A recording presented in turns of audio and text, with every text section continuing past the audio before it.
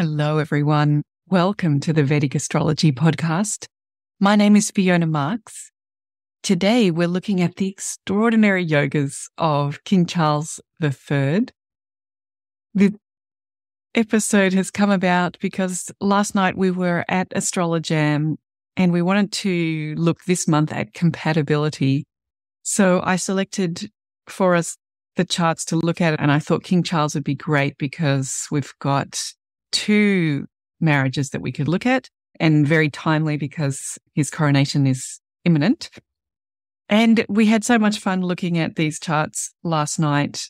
We looked at them both in tropical and sidereal, and of course both spouses. And then we looked at several ways to have insights about the compatibility of various partnerships. So it was a great get together. I really enjoyed preparing for the Astrolojam because when we're looking at compatibility, we can definitely run different charts through various particular filters and see if this matches up or if various aspects are flattering or difficult. And we did look at that stuff, but it's also important to really spend some time understanding each chart as an individual person, what it is that they're looking for, what it is that's going to make them happy, what they're looking for in a partner, what issues in the chart, in their own chart, do they have with that planet that represents the partner. All of these kind of issues and approaches. And it was when I was researching King Charles' chart, I just found some really enjoyable, interesting yogas, and I wanted to share those with you because I just had so much fun looking at it yesterday. So let's begin by having a look at King Charles's chart. If you're watching on the video, you can see it on screen. If you're listening on the podcast, just relax, clear your mind, and let's talk our way through each house of this chart and see whether you can visually construct that in your mind. I'm using the tropical chart today, and that gives me a Leo rising. So a Leo ascendant for this chart with no planets in Leo. Saturn is in the second house in Virgo. Venus is in the third house in Libra. And then in the fourth house of Scorpio, I have the Sun, the ascendant lord, plus Mercury, plus Ketu, all in the fourth house in Scorpio. And in the fifth house, I have Mars and Jupiter. Nothing in the sixth house Capricorn, nothing in the seventh house Aquarius, nothing in the eighth house Pisces, nothing in the ninth house of Aries. However, in Taurus, the 10th house, I have an exalted moon with Rahu, and then no planets in the 11th house, Gemini, and no planets in the 12th house of Cancer. So this has given us one tour around the 12 houses of Prince Charles's chart.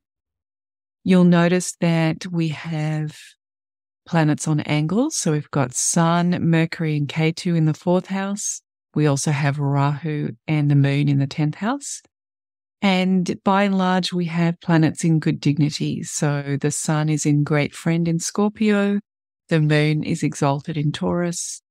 Mars is neutral in Sagittarius. Mercury is friend in Scorpio. Jupiter is own home in Sagittarius. Venus is also own home in Libra, and Saturn is in great friend in Virgo. So as we begin looking at the chart, when we have a king and the ascending sign is Leo, one feels that's a good start. That seems very fitting. And it creates for us the sun as the ascendant lord. And that also makes sense for a king, right? We want to see the sun. However, this sun in this chart happens to have low Shadbala. It's actually only got 75% of the Shadbala that it needs. It's quite low in Digbala Shadbala, so just 26%. It's only got 7% of Ayana Bala. and 14 of what it needs in terms of chesta bala. So this tells us straight away that although this is a Leo ascendant and we think that the sun is this great match for the energy of a king, seems very fitting, this particular sun is not the strongest, most potent planet in the chart. In fact, it's the weakest planet in this chart. And it's suffering quite some weaknesses around the Shadbalas. For example, that 14% of Cheshtabala. When we think of Leo in a king's chart, we're hoping automatically, I think we're all jumping to that conclusion of having a bright sun that leads everybody, that's up the front, that people look towards and see the light. So in this case, that's not this particular sun. Not only that, the sun is in the 4th house, which is the house that's underneath planet Earth when we're born. So it's a hidden house. It's not that brightest top of the sky midday sun or mid-afternoon sun. And on top of that, it is with the 11th Lord, although it's a Raj Yoga, the first Lord going into the 4th house, making the trinal first Lord in an angular 4th house. We actually have the 11th Lord. Mercury is ruling the 2nd house and the 11th house, and it's right there in the 4th house. So we have that issue for the sun to deal with. The Raja Yogas give us that sense of grace, that all of our actions are just being supported, and it's like having the wind in your sails, isn't it? You feel that everything is with you, and yet here we are, we've got this 11th Lord spanner in the works with its placement there also in the 4th house. The sun is being significantly starved in Lachitariya Vastas by Saturn. Quite some points they're taking it theoretically to negative points. And also it's with Ketu. Ketu is indicating a place in the chart where, although we do have expertise, so we've developed all of our skills and experience there, that's what Ketu is showing us. It's also showing that in this lifetime, this is probably an area of dissatisfaction or disappointment where no matter what we do, we inside ourselves feel that we can't recapture that great feeling that we've had with the sun before. So all of these factors of tempering our initial enthusiasm for having a Leo ascendant for a king's chart, when we look at this particular sun, it's not actually giving off that energy that we would be looking for in the leadership connection with the sun. Not only that, there are some other things going on as well. We've got in that 4th house, you've probably worked out, because we have a planet with a node. So we've got Mercury with Ketu and a malefic, the sun. We can say that there is a shamed Avashta taking place here in the 4th house. Some people may also consider that in the 5th house, we also have a planet, Jupiter, with a natural malefic. I love to use my Lajatati Avashtas like a periodic table. I can see how they're laid out and which Avashtas work for which planet. So if we were to look up Mercury shamed by the sun when Ketu's involved, it can create a situation where the person feels that their contribution is not appreciated and they feel the shame that they should be making such a good contribution. They've, with the sun, Mercury is delighted by the sun and feels close to greatness.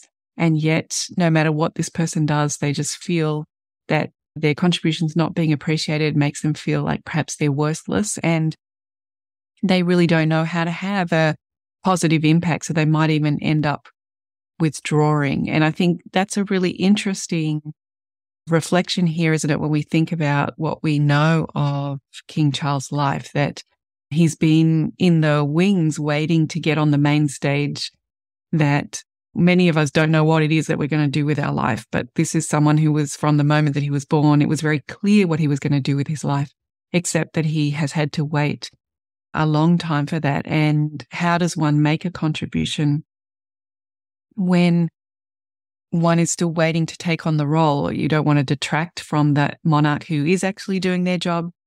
You have your own opinions or your own things that you think are important, but you don't have necessarily the power or the endorsement to really do anything. I think this Mercury Shamedavashta is very interesting in the 4th house.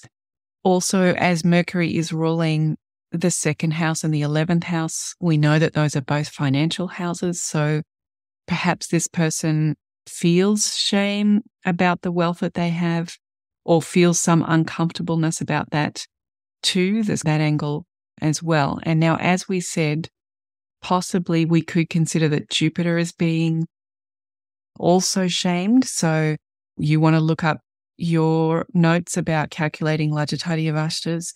I have on screen my little flow chart that I use, and if a planet is conjunct Sun, Mars, or Saturn in the 5th house, that can also create a Shamedavashta, even though the node is not involved, because it's a 5th house, a house that's so involved in our creating our legacy, creating our own kingdom, in a way creating our identity. Then it's easy, if there's these difficult indications, having a malefic with another planet, that these can create shameful events. So if we were to look at that in my Lajjatadiyavashta's periodic table, when it's in the 5th house, Jupiter with Mars can feel so motivated to do good, but they don't listen to authority figures, and then they do things which are not approved of. And I think there's a few ways to see this possibly in King Charles's life, that he has, especially in earlier days, been a bit outspoken about architecture is one of the things that he's famous for. In some ways, perhaps outspoken a little bit about landscape design or our integration with nature. And he's been a big supporter of the environment. So these are good things, but at times, and we're going back in time, he's been on the public stage for a long time, perhaps saying things that were not the official line, and perhaps destabilizing people or getting criticized for being a bit outspoken. So I think it's interesting to see how that Avashta has shown up in his life. So we know that there are possibly some shamed Avashtas going on in this chart. We've talked about the Sun being in a difficult position, as well as that all of the Shadbala across the board for Digbala is quite low, apart from for Venus. So that being able to listen to the right direction to take and when to take it, those were all low. The planets are low in Ayana Bala as well, apart from Mercury. And this kind of gives the idea that this person, when it comes to conflict, according to the Shadbala, not going to be able to call on the Sun, Moon, Mars, Jupiter, Venus, and Saturn to resolve those problems. It's really only Mercury who's going to be able to naturally make a contribution. And one of the interpretations that I would say for that is that this person is probably going to lean on managing their way out of conflict situations rather than using some other strength. So the Sun, when it's in a conflict situation, is going to be able to bring everybody on board, look after the needs, be protective of the needs of all of the subjects and all of the people involved, to find that highest vision that's going to help unite people and resolve conflict. If it's the Moon, being able to just go with the cut and thrust of what's taking place and be adaptable and come up with solutions that work in the reality of the moment, rather than perhaps when the Moon is low in Ayana Bala, sometimes we stick our foot in the mud and take a stand, and we can be a bit of a sore loser about things that make it hard for other people around us to resolve those conflicts. And on each planet has its various strengths for resolving conflict, but in this chart, all of them apart from Mercury are low. And then Cheshtabala as well is very low, apart from for the Moon. The Moon is the strongest planet in Shadbala. In this chart, it's very strong. And it's the 12th Lord in this chart. And we know that this person is quite a spiritual person, quite a, in some ways, introverted, soft-spoken person. So in that, having the 12th Lord be the strongest in Shadbala is maybe an indication there. But with a king, we would be expecting and wanting the Cheshta Bala to be high. That would be the natural assumption. So all of them are low apart from the moon. And the thing to remember about the moon with high Shadbala is that although the moon has no enemies, it is certainly an enemy for other planets. So in the larger Tadyavashtas, moon can starve several planets, and in this chart, it certainly does. And when it's got a lot of points, it can inflict quite some damage. And we know in this chart that moon is with Rahu in the 10th. The 10th is that most visible house. So the moon with Rahu is a unusual combination, giving us an idea that this person is here to develop their mind and their emotions. And I've got on screen a quote that's in Kala about Rahu and the moon, and it says, Rahu and the moon can be a result of the mind not being centered in the heart. I find that a really lovely insight into Rahu and the moon. It goes on to say that it might cause some discontent and depression, a sense that the world doesn't have what one needs in order to feel fulfilled. So that's very interesting, isn't it? Because this person is obviously born into wealth that you and I probably can't even imagine what it's like to live like that. But perhaps that wasn't satisfying or wasn't what this person really needed. And if we go back and have a look at the chart, another way to look at that moon and Rahu would be the moon representing the mother, having an unusual, unconventional mother, and maybe a very famous mother in the 10th house here, exalted in Taurus. So from this person's perspective, the mother is unusual, isn't it? Because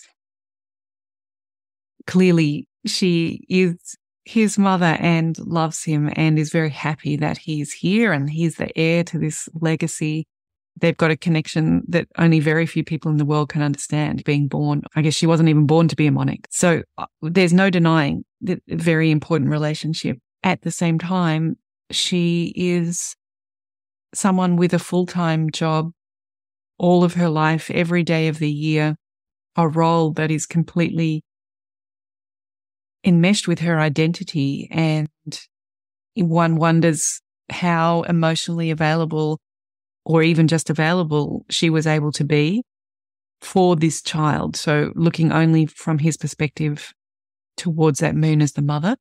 So although she is very famous and is considered to have been a really excellent queen, done a really great role, what was that experience like for the person living in this chart? And it's interesting, isn't it? Because the relationship with the mother is associated with that 4th house. And we know we've got a Shamdavashta there. And the moon Rahu can create someone whose maybe own emotions are unconventional as well. They're going to get flashes of inspiration and perhaps flashes of feeling, sensations, intuition that are from left field or from out of this world. And maybe the environment that he's been born into is heavy with tradition, heavy with cultural obligations. And this is feeding perhaps into that Shamdavashta that's happening in the 4th, maybe ashamed of one's emotions. The mother is interlinked in all of this as well. So it's like reinforcing internal shame about emotions and inability to express oneself emotionally, even though it's really important. And the advice from Ernst through Carla is connecting with the heart. And this might have been a difficult thing to connect with the heart. We've got a Shamdavashta in the 4th house, and we've got an environment that we know is culturally quite restrained and maybe a little uptight kind of energy. We would look at it from the outside, maybe with those kind of descriptors. So some interesting things going on there. And then maybe that's even more also highlighted by having Saturn in the 2nd house, knowing that the 2nd house relates to immediate family and our early childhood, that Saturn in the 2nd house, perhaps here indicating a difficult early childhood environment. And that's maybe backed up by this moon, Rahu plus Ketu and the Shamdavashta in the 4th.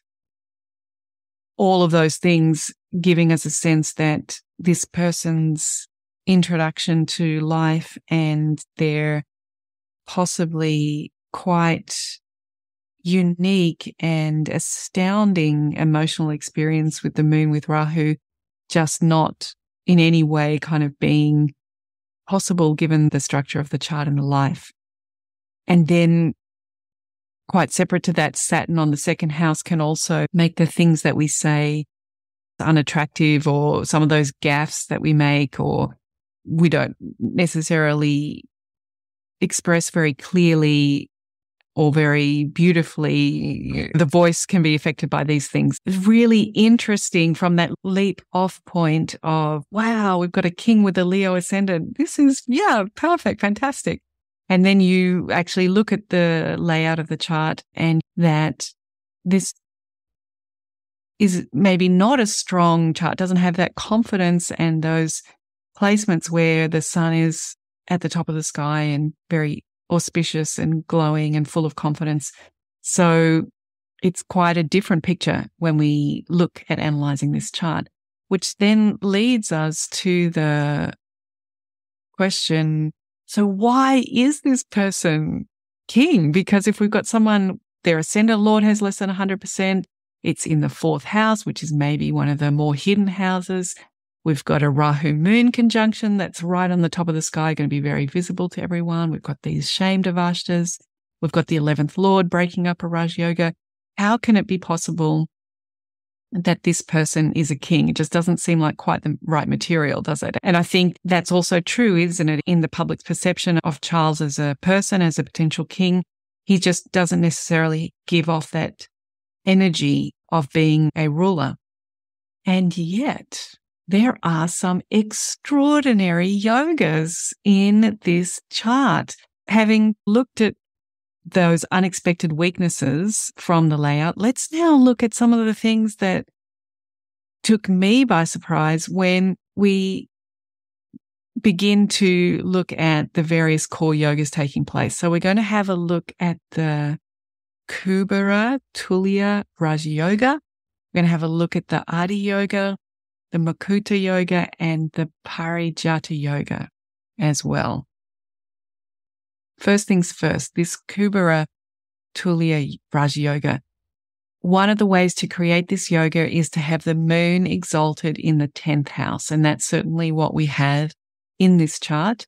And this is an indicator for giving wealth, and it gives so much wealth that one resembles King Kubera, and that's deity in Hinduism and Buddhism that's associated, a very wealthy king. So this is something that begins to tip the tide a little bit. Now we're seeing one indicator for being a king here, and it involves the moon. The moon is exalted in this chart.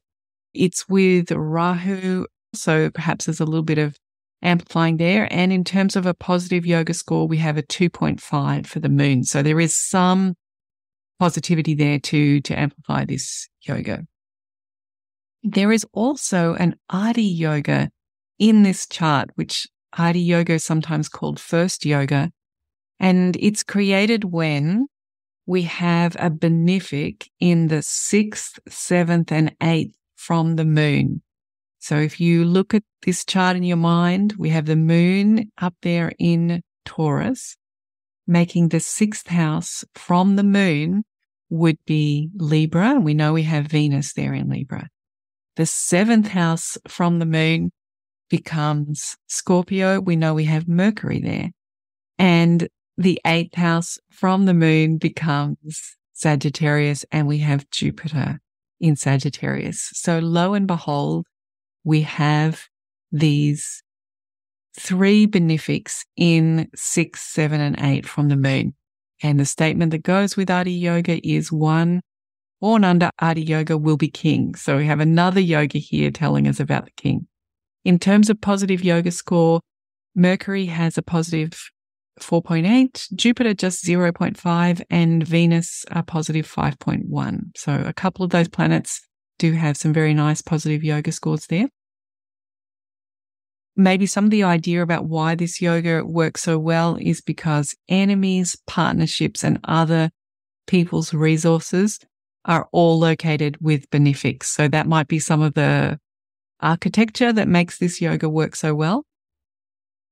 However, there's a caution with this yoga which says any malefic influences to the planets forming the Adhi Yoga indicate intrigues with members of the opposite sex and intrigues with regards to marriage or sexuality. And I thought that was so fascinating because we're aware that Charles originally fell in love with Camilla way back in the early 70s. For various reasons, their match was not seen as a possibility.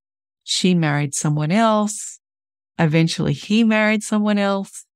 They both, I do believe, tried to end their relationship at various points, and I'm sure that there were periods where they respected that. But then they did end up continuing their relationship during their marriages, and we have this very famous Camilla Gate, in inverted commas, where somebody on a shortwave radio or something picked up the phone calls between Charles and Camilla, and it became quite the scandal and quite the salacious sexual little conversations that they were having. So we have this Adhi Yoga telling us this person's got the potential to become a king, but also that they may get involved in some intrigues regarding the opposite sex. And that is because we have those malefic influences on both Mercury and Jupiter. We know that Mercury is getting shamed.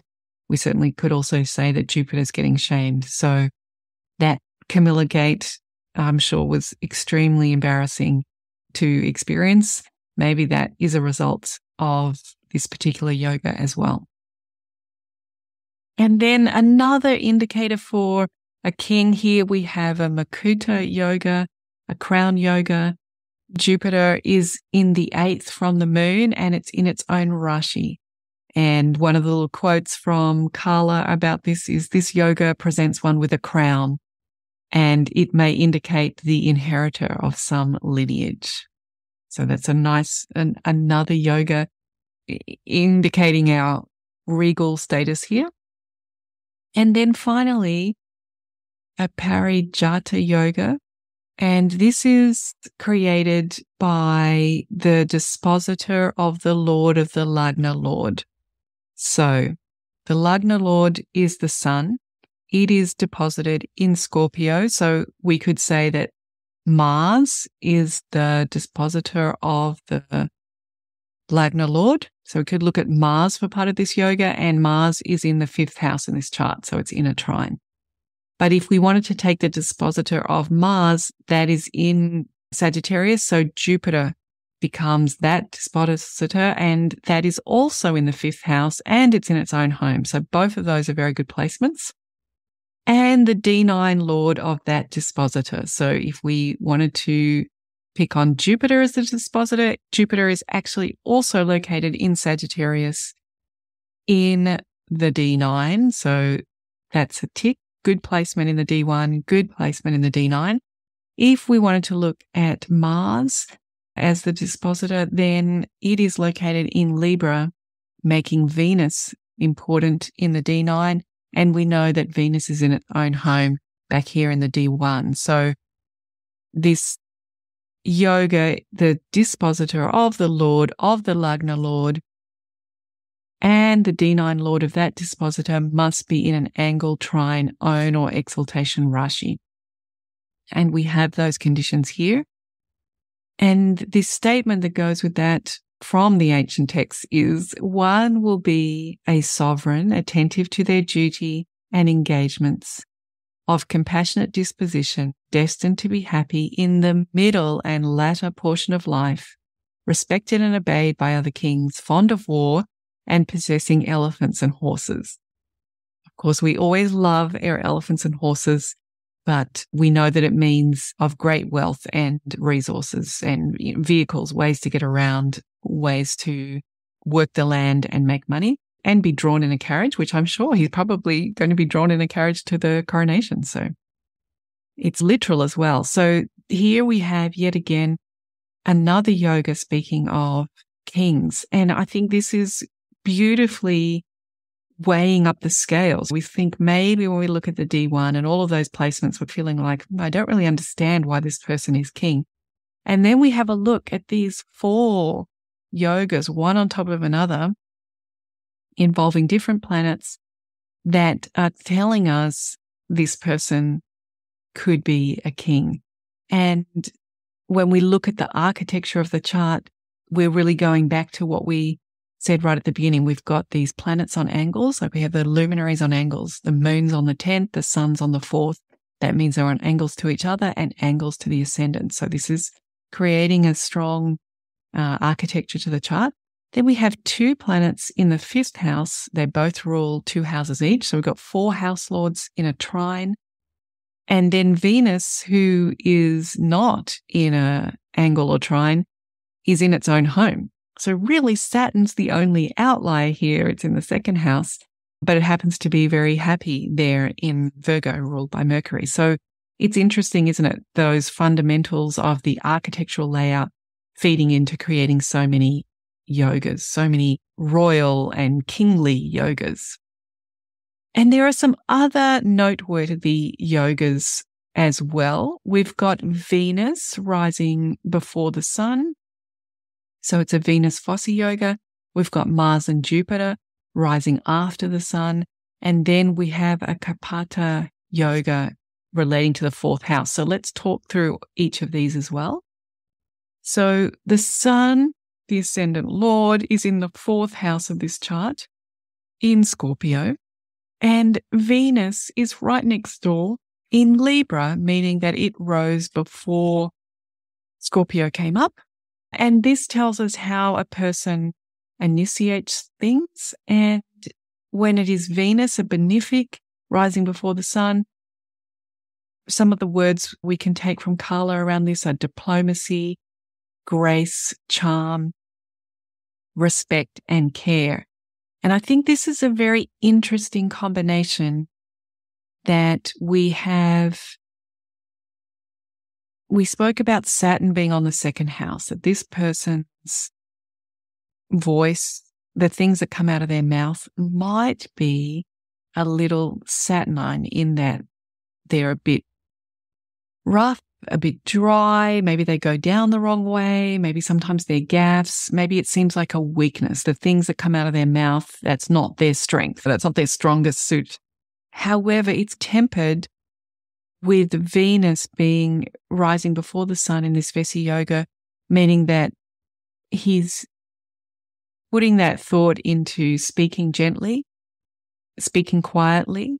I think he's someone that is not naturally effusive, maybe not naturally charismatic speaker, but does take the time to try to speak thoughtfully and diplomatically. Now, that doesn't always work, and sometimes that Saturn comes through and he says things that are controversial or unpalatable or are just a bit off or a bit embarrassing. But I think Venus is trying to work here to help with that Saturn on the 2nd house.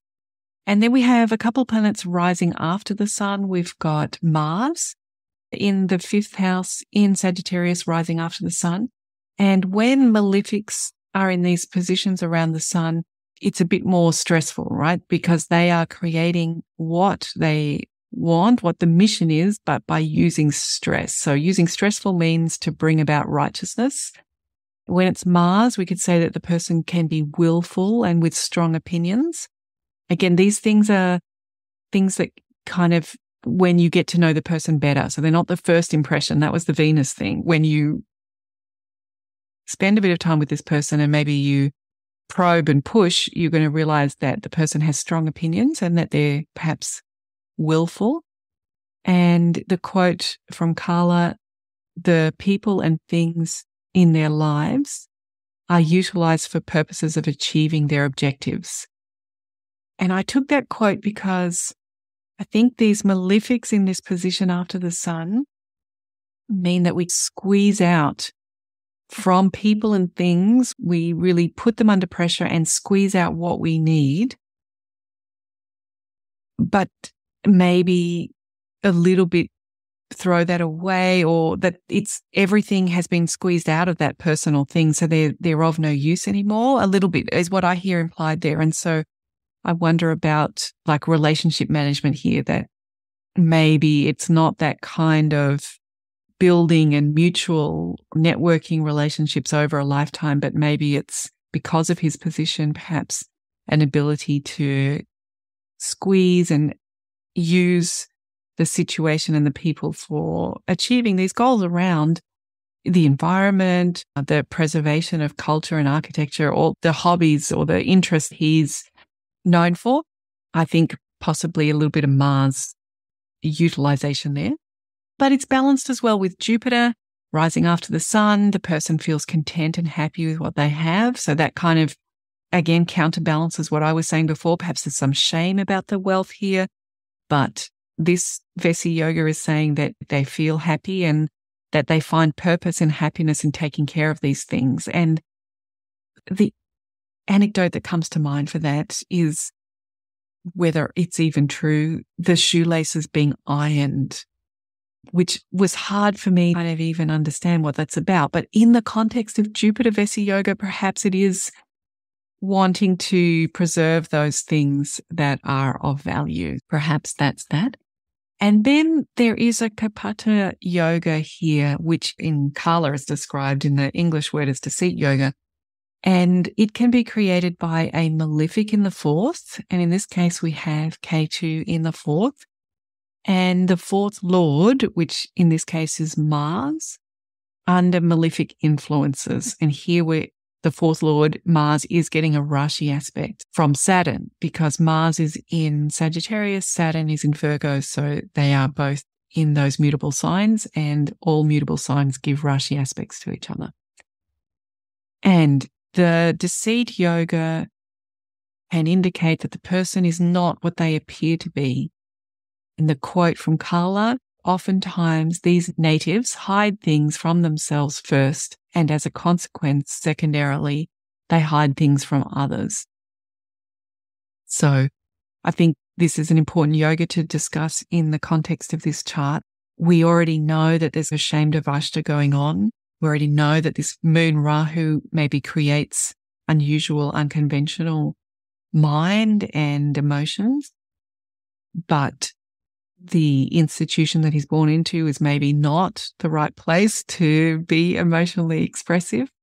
So perhaps a cause of shame, and maybe creating inside the self a secret world, or learning how to present to the outside world an official self that is required for this very unusual life that is very public and very on the public stage all the time, but perhaps has a secret relationship with the self. And then that, of course, makes it very hard to be honest in one's decisions about one's life, because one is not even being honest to oneself about how one really feels. And therefore, it can seem as if one is deceiving other people. But really, it starts with deceiving the self. And it's happening in Scorpio. We also have the sun in Scorpio. And we know that this is maybe around keeping secrets. So I have here a quote from Decoding the Zodiac about the sun in Scorpio, that it creates an intriguing personality who are empowered by their secrets. Since the ultimate goal of the sun is to establish a life of autonomy, Scorpio ability of empowerment through secrecy can resonate with the cause. However, good leaders would not hide their power, rather they would want their subjects to benefit from it. In fact, an ideal king's first concern would be to empower the people of his kingdom. Therefore, the tendency of keeping secrets in order to secure their status is not compatible with the straightforward and dignified nature of the sun, who wants to be the best, not by using secret weapons, but through self-sacrifice and consistency. Therefore, Scorpio sun interactions turn out to be more dissonant than resonant in practice. So that was an observation about sun, Scorpio, and secrets. when we know that we have this deceit yoga here as well. And we know that we have Venus in its own home in Vasa Yoga, helping us come across as being diplomatic and charming. So I'm just wondering whether Venus has helped to create also this image, the public image. And we know that Venus is ruling Taurus that has Rahu in it. Rahu can be deceptive as well. So for all of these reasons, it makes me think about keeping secrets and what a unique life this is, a very public life, how important it is to need to have a private life, but you're never really ever going to get a private life, and you must have lots of secrets. You can imagine that the Queen has met so many prime ministers and politicians, and she must have her own opinion about all of them, but she can never share that, and this person's going into that same role, that the importance of keeping secrets cannot be overstated. That's part of their MO, part of what's required of their job. And then we know that the royal family has been involved in perhaps having money in offshore accounts and secret identities. We know that they don't necessarily reveal their wealth. We know that when Prince Philip died, his will was not revealed. And so we know a lot of the wealth that they own, but we don't know all of it. And I'm sure that King Charles knows more than we do. So there's lots of secrets that go with this life. And I think there are many things in the chart that are supporting that. Now, there are some other honorable mentions for yogas in this chart as well. You can see why, for me, this was an extraordinary chart in terms of yogas. I want to talk a little bit about Camilla, because all of this research for me came about because of our Astrolojam into compatibility. So we had a look at Camilla and Diana's chart. So I want to have a look at the deceit yoga that's in Camilla's chart and also look at the compatibility. And then I just want to also talk about slavery reparations, which is a topic that has come up this month in April 2023. So we know that in King Charles' chart, there was a deceit yoga, and we also have one in Camilla's chart. So if you're very comfortable now with King Charles's chart, we can put it to one side knowing that we can pick it up again if needed. We know it's a Leo ascendant. We know we've got a lot going on in the 4th, a little bit in the 5th, and we've got the moon Rahu in the 10th. So take your mental snapshot, put King Charles's chart to the side. And in Camilla's chart, in tropical, you wouldn't believe it, it's also a Leo ascendant. So keeps it easy for us today. So imagine your Leo ascendant, but this time we have Saturn on the 1st house in Leo, no planets in Virgo, the 2nd house, no planets in Libra, the 3rd house. We have Jupiter in the 4th house in Scorpio, Sagittarius, 5th house, Ketu, nothing in Capricorn, the 6th house, nothing in Aquarius, the 7th house, nothing in Pisces, the 8th house, nothing in Aries, the 9th house, nothing in the 10th house in Taurus, because I'm saving it all to the end to let you know that I have Rahu and Mars in the 11th house in Gemini. And then in the 12th house, I've got Moon, Venus, Mercury, and Sun. So lots of information in the 11th house and 12th house of this chart. And in fact, all of the planets are in 11, 12, and 1, except for Jupiter, that's in the 4th. Okay, so in this chart, we have a deceit yoga created through slightly different conditions than King Charles. In this chart, it's created by having the 4th Lord, which we know is Mars. Same as King Charles, Mars is the 4th Lord, and it is, in this case, with Rahu, and it is getting a rasi aspect from Ketu. So Queen Camilla's deceit yoga is created by the 4th Lord Mars being with Rahu and receiving a rasi aspect from Ketu in Sagittarius. This is a less severe deceit yoga. It's not as strong. And we must say that all of these deceit yogas need to be taken in the context of the chart, because you're going to see this yoga relatively often. Like, it comes up. I see it quite often. But I think it's wonderful to talk about in the context of these charts because of secrets. We've talked about Charles just now with all of the secrets. We can see that in this chart, there's also a deceit yoga, the person deceiving themselves, therefore deceiving others. And we know that both of these people were able to live a secret life. They had a very long-term romance that, by and large, they kept secret. They were married. Both of them were married at different times throughout this long affair. So they were keeping secrets from their spouses and from the public. Now, we also notice in this chart of Camilla that we have a lot of information in the 12th house, and the 12th house we can consider it to be a house of secrets. This makes me think about how important is it to be able to keep secrets when you are a member of the royal family. How important is it to be able to keep secrets?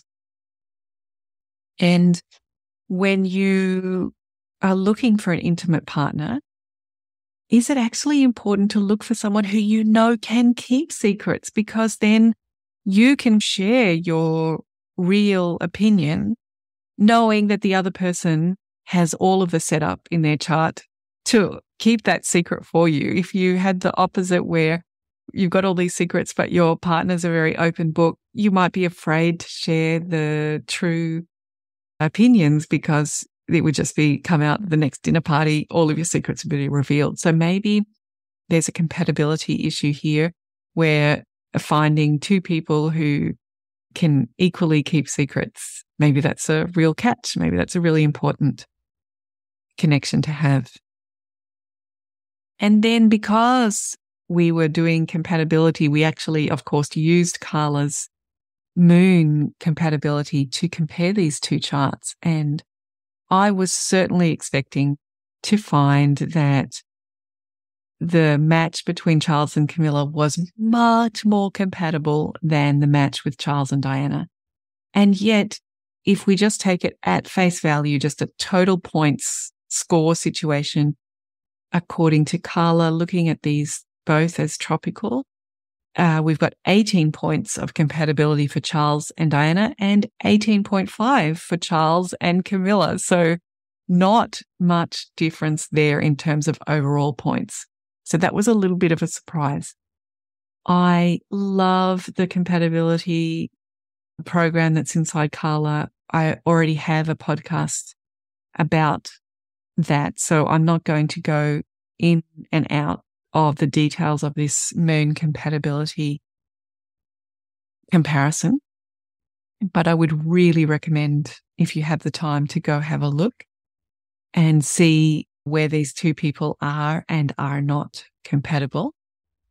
For example, some of the things that stood out was that the difference between the moons. So in Charles and Diana, the moons are relatively close together.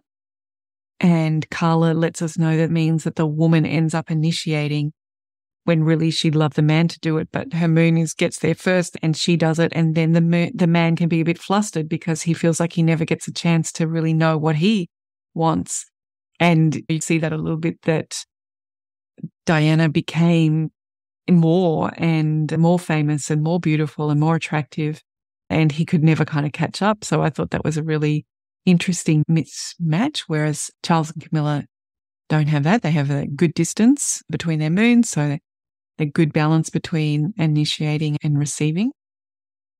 Another thing that I thought was really interesting was the nakshatras can be put into groups of human nakshatras, angelic nakshatras, and demonic nakshatras. And that ideally, for emotional compatibility, the nakshatras should be compatible. And on Charles and Diana, I think it was Diana's that got a demonic nakshatra and Charles got an angelic one, meaning that from Charles's perspective, Diana's emotions might have seemed out of control at times and scary, and he was maybe too sensitive to be exposed to that or to get into the cut and thrust of all of that, whereas over on the Camilla and Charles side, they both have angelic, so much more compatible emotional environment inside the couple. And that goes on and on. So you can go through all of these different criteria and have a look. But at the end of the day, when all those points are added up, 18 for one, 18.5 for the other. So then one of the things that stood out to me is below the point counting, there are 2 extra compatibility factors that Carla suggests are not make or break, but are nice to have if you have them. And on Charles and Diana, they do not have either of these 2 extras. Whereas on Camilla and Charles, they have both. So the first one is called Mahendra, and it is based on the nakshatras being a particular number away, like 4, 7, 10, something like that, and it goes on 13, and it counts through these various relationships of the nakshatras. And it says that if you have this Mahendra, you're going to have a purposeful connection that just grows over time. You find meaning in this relationship over time.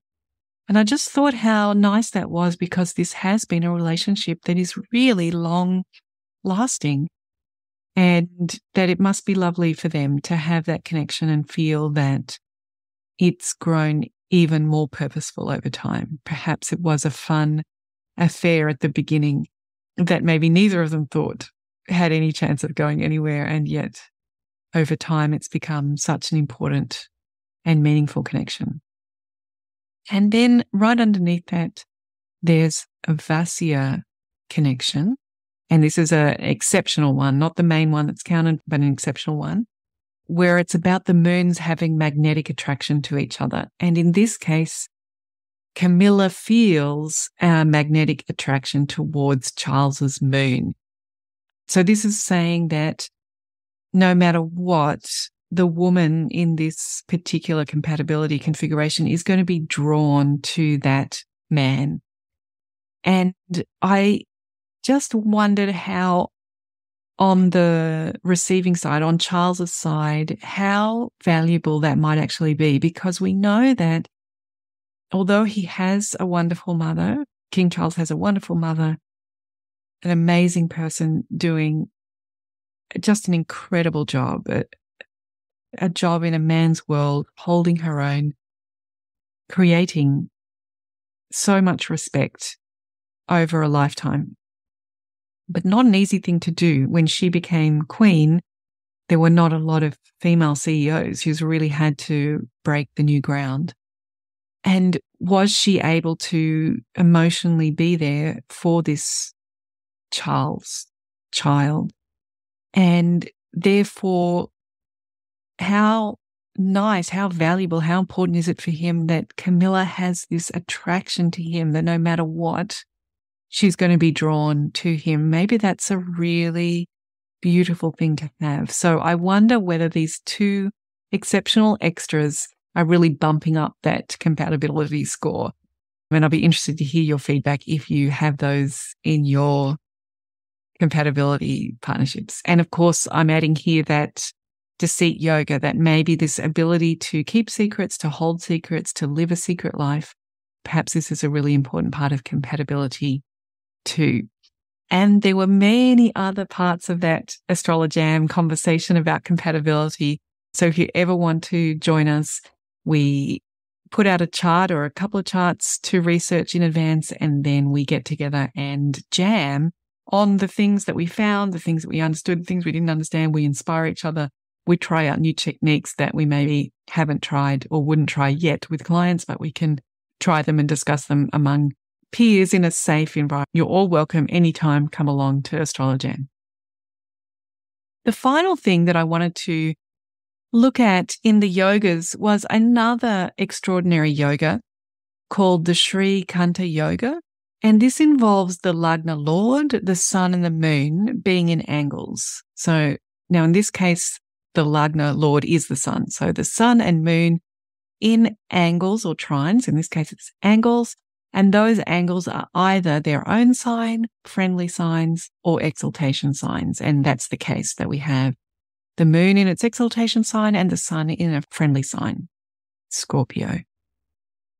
So this yoga is related to Shiva, And the quote from Carla says, when this yoga is present, it indicates spiritual tendencies. And I think this is something that perhaps I haven't highlighted enough in this chart, that Charles has a lot of moksha energy in his birth chart, right? We've got 3 planets in the 4th house, which is a moksha house. We've got the 12th lord, a moksha lord, is in the 10th house with a node, so right at the top of the sky, very visible. And then the 8th lord is in a trine, and it's Jupiter. So all of those things really, along with others, we talked about the moon being with Rahu and even sun being with Ketu. These are things that give us dissatisfaction with the material world. So that leads us often towards a spiritual path. So when this yoga is present, it indicates a spiritual tendency, and that resonates with many things in the D1 as well. However, it also usually indicates that the native is somehow involved in something that has a destructive aspect. So I think this is interesting. I'm putting it here to talk about what will the Charles III period be like? What will his legacy be? And will we see the end of the monarchy, or we see the lessening of the monarchy? We know that the separation from Diana and the divorce was considered to be very destructive. It was something that I'm sure before it happened, there would have been a lot of pressure for it not to happen. It was seen as something that could destroy the monarchy. As it happened, it didn't. And in fact, he's gone to marry the woman that he loves. But are there other destructive things that could happen? And we know that obviously we have the whole Harry situation that is still causing tension there. And we've had him writing a book of secrets as well. And will that destroy the monarchy during this rulership?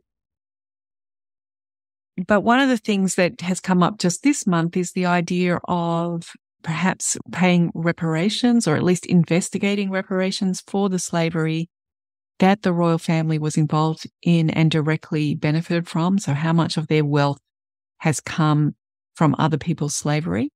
So we know that we've got this Srikanta Yoga that could perhaps have that Shiva detoxifying destructive element. Then we know that the sun in Scorpio, again quoting from the Decoding the Zodiac book, Scorpio enables us to dig deep into certain aspects of life with intense resolve and tenacity to obtain empowering secrets, knowledge, disregarding social controversies, risks, and the challenges involved. So even that Charles has said yes to investigating the slavery background is quite a bold and in some ways controversial thing to do. We don't know whether Queen Elizabeth would have done that. Going back to the book, a natural tendency to explore secrets that they believe can make them more powerful. I don't know that this is going to make them more powerful, maybe less. A natural tendency to secretly venture into feared or controversial aspects. For example, death or sex, the occult, archaeology, violence. So slavery kind of fits into that as well. So we've got the sun perhaps being in a position where this person has a capacity to investigate hidden things. We've got the Srikanta Yoga perhaps helping to detoxify things. And then we have this 11th Lord being shamed. And I'm thinking of the 11th Lord as being the institution. So that's why I'm interested. It's being shamed in this chart. Is it going to be a cause of shame? Is the king going to cause shame to the institution? And we have to remember that this 11th Lord is breaking that Raj Yoga of happiness, the first Lord in the 4th house, a yoga for happiness. And yet the 11th Lord is there. The institution is breaking that. So I thought it was just really extraordinary to have this Shiva-based yoga showing up in King Charles's chart. So to draw that all together, I hope that you have enjoyed having a look through King Charles' chart with me and weighing up on the scales the indicators in the D1, which seem to show that it's an unlikely chart for a king at face value. We've got the sun below 100% Shadbala. We've got at least one, maybe two Shamdavashtas. Got both of the luminaries are with nodes. We've got low Shadbala for direction, for conflict resolution, and for confidence. And we've got the 12th Lord in the 10th house. So all of those things don't fit the mold of our bold, bright, shining leader. But on the same chart, the very same chart, we've got multiple yogas indicating the king status. We've got that Kubera rich wealth royal yoga. We've got the Adhi Yoga being the first at something, making us the king, the ruler. We've got the Mukuta Yoga of wearing a crown. And then we've got the Parajathi Yoga, where all of those dispositors in the D1 and the D9 are in angles, trines, or own houses, helping us be a king, be a ruler, and have enormous wealth and resources. So I'd love to hear your thoughts and see you at Astrolojam. You can join me on that through Patreon, where our conversation continues. We get together and meditate a couple of times a week, and I drop in there my ideas for the podcast and my notes. So if you want to be part of my community, it's a very easy thing to do because your suggestions form part of what I'm covering in the podcast, and I'd love to hear from you. Okay, look forward to being with you the next time that we are together on the Vedic Astrology Podcast. Bye for now.